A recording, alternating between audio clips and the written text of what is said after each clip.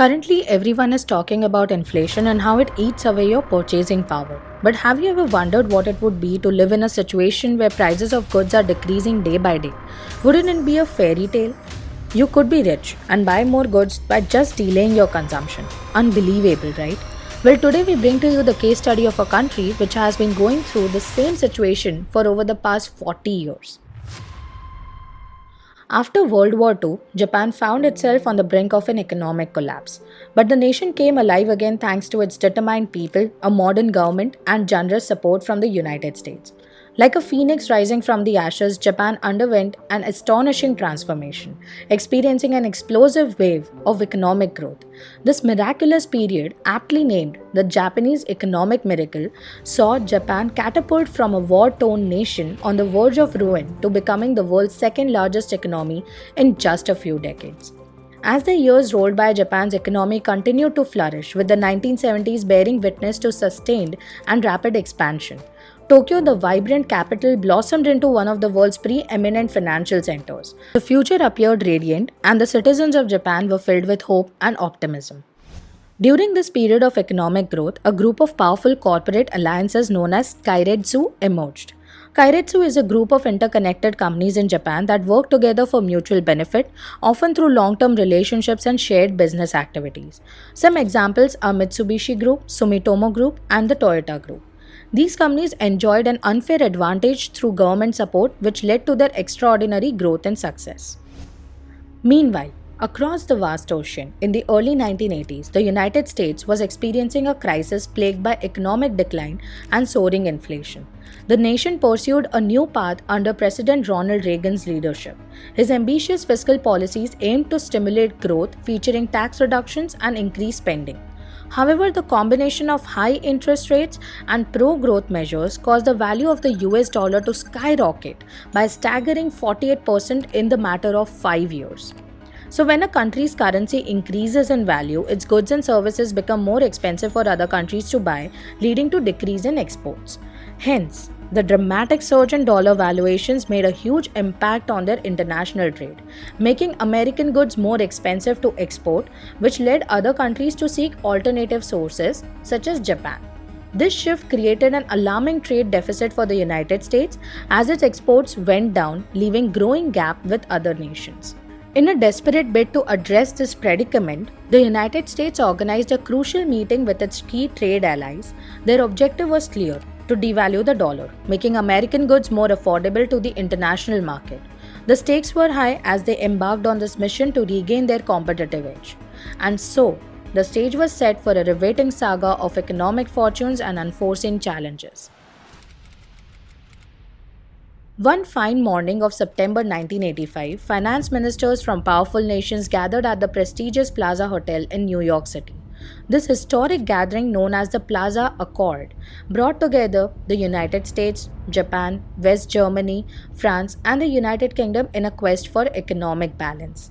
They devised a plan that would shake the foundations of global currency markets. These ministers agreed to devalue the mighty US dollar in relation to their own currencies. The accord was successful, with depreciating the dollar and correcting the trade deficit with Germany. However, the US was still not able to decrease its trade deficit with Japan. The depreciation of the dollar led to the rapid appreciation of Japanese yen.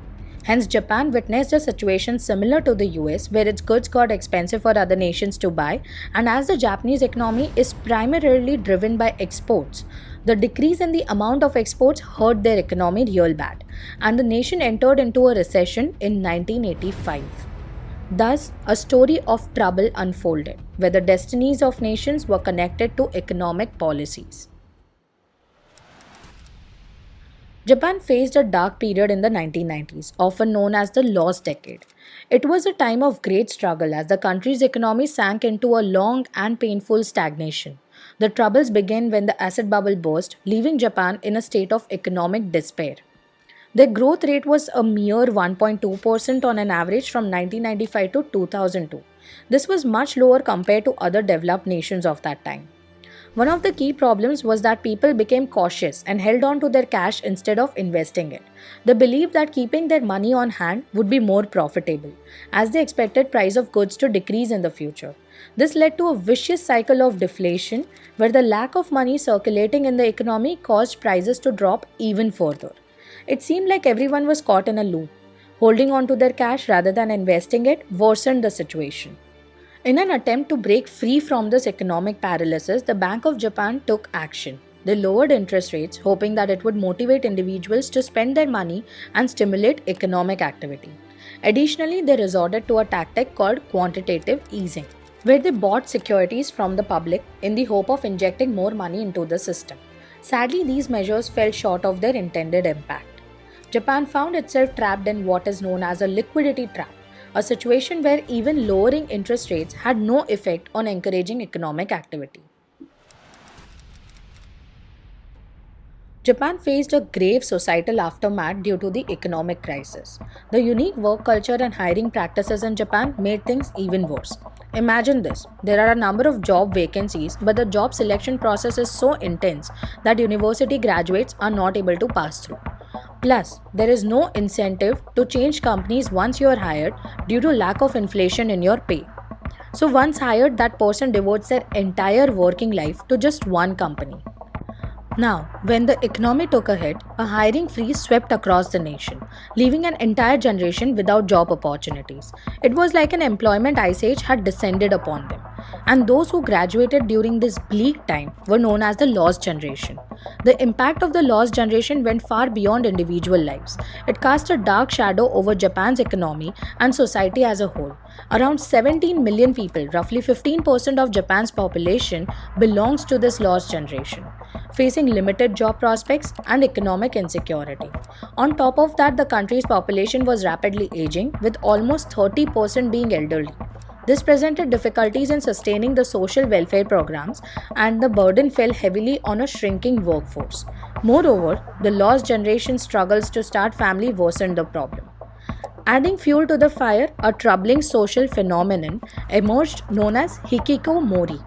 It refers to people in Japan who isolate themselves and withdraw from society for a prolonged period, often experiencing anxiety or depression. They stay at home, avoiding school, work, and social activities. This primarily affected men who chose to isolate themselves from society, retreating into seclusion. This had profound social implications, leading to significant issues that affected not only individuals but also communities at large. The Japanese government recognized the dire consequences of the lost generation and the alarming rise of hikikomori. They understood the gravity of the situation, acknowledging the need to address these challenges head on. In this dramatic tale of hardship and chaos, the lost generation became a symbol of an abandoned generation, yearning for stability and opportunities. It serves as a reminder of the profound impact economic crisis can have on a society, leaving scars that stretch far beyond the economic realm. The Japanese people and the technology are way more advanced than their Western counterparts. With the current macroeconomic environment in place, Japan becomes an important case study wherein it indicates how a great nation can fall prey to economic turmoil with a series of bad decisions. The current cycle of interest rate hikes and liquidity flows guide us to a very uncertain economic prospects. At this juncture, the policymakers need to retrospect the consequences of their policies by taking Japan as a leading indicator of economic hazards. On that note, thank you for watching, and if you liked the video, do hit that subscribe button to stay tuned with our upcoming content.